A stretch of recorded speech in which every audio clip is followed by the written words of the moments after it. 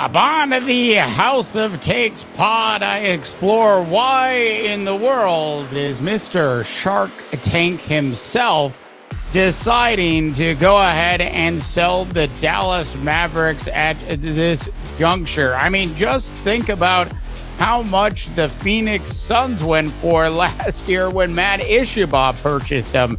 He got $4 billion. Why is Mark Cuban, who's supposed to be such a great businessman, only getting $3.5 billion for the Dallas Mavericks? I explore that and a whole lot more on today's episode of the House of Takes pod. As always, I'm Dave DeBaugh, coming to you live and on tape from the heart of the Silicon Valley.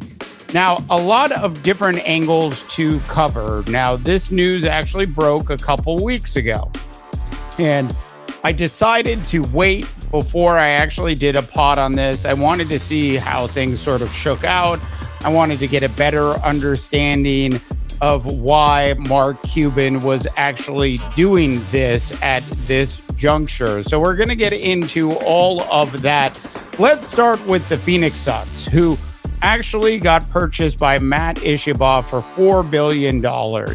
And the question of why is Mark Cuban not starting with $4 billion in his negotiations is, quite frankly, a great question. Now, if you remember back to why the Phoenix Suns were even for sale in the first place, then you can start to understand why Matt Ishbia, who decided he did not want to have any competition at all. He wanted to set a new baseline for what the value is of a National Basketball Association team. So Ishbia essentially overpaid by, are you ready for this? $500 million.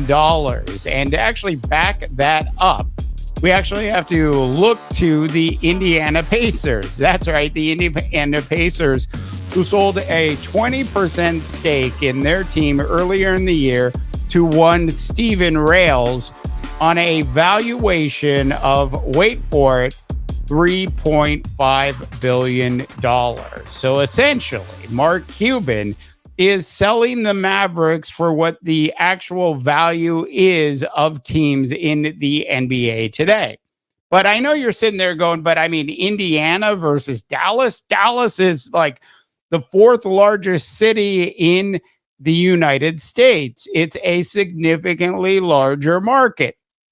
Now you actually have to look at how the NBA revenue is shared today and how it's most likely going to be shared even more in the future. And that, my friends, is, of course, looking at the national television and streaming rights that the NBA is going to do.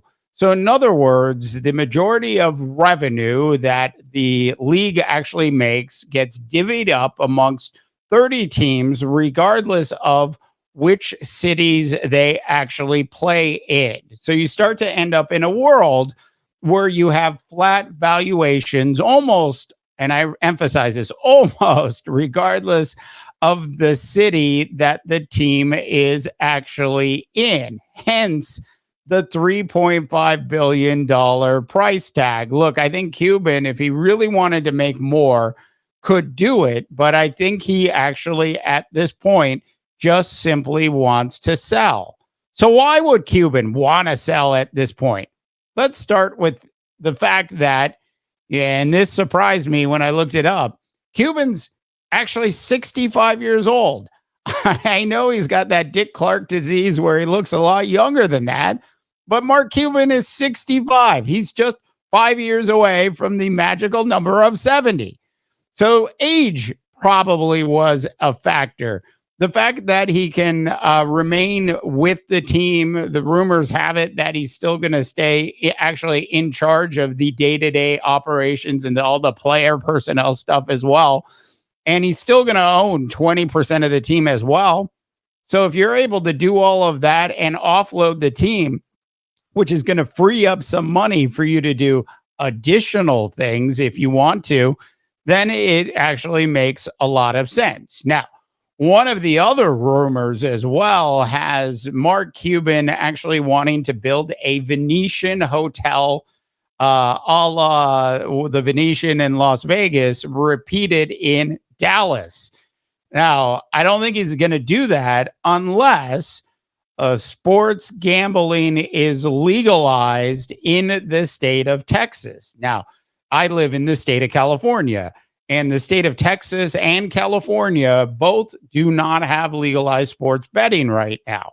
It's far more likely that the state of Texas will eventually get it before the state of California. Look, I'm not saying it's absolutely going to happen, but what I will say is if it does happen in the next couple of years, and the way the governments are structured and set up, it's actually easier for it to get passed in Texas than it is in California. So if this somehow makes it through the state legislature and sports gambling is indeed legalized, you can pretty much bet 4 weeks, within 4 weeks of that actually happening, we'll see the final blueprints for the new Venetian hotel in Dallas. And Mark Cuban will certainly be a big part of that. So freeing up cash is certainly one of them. Age is another factor. He's already won his chip during the Dirk Nowitzki years. And let's just face it, this Dallas Mavericks team, as it stands today, is nowhere near being able to actually put a second ring on Mark Cuban's finger. That is it, North America. Tell me what you think about Mark Cuban's desire and move to actually finally sell the Dallas Mavericks. I mean, for God's sakes, he's owned the team for 22 years at this point. I don't blame him. He's going to make an absolute killing on the deal. He paid somewhere between 250 and 285, just depends on which article you read, for the team originally. And then to walk away with $3.5 billion in evaluation on the sale of the team, and then still, with the rumors, if they turn out to be true, still be in actual control of the team, is a stroke of genius, which is why I had called this a shark dunk. That is it, North America, for this episode of the House of Takes pod. Tell me what you think. And of course, if you haven't had a chance to subscribe yet to the big show, please go ahead and do so. For the House of Takes pod, I'm Dave DeVaugh, wishing you all a tremendous rest of your sports viewing day.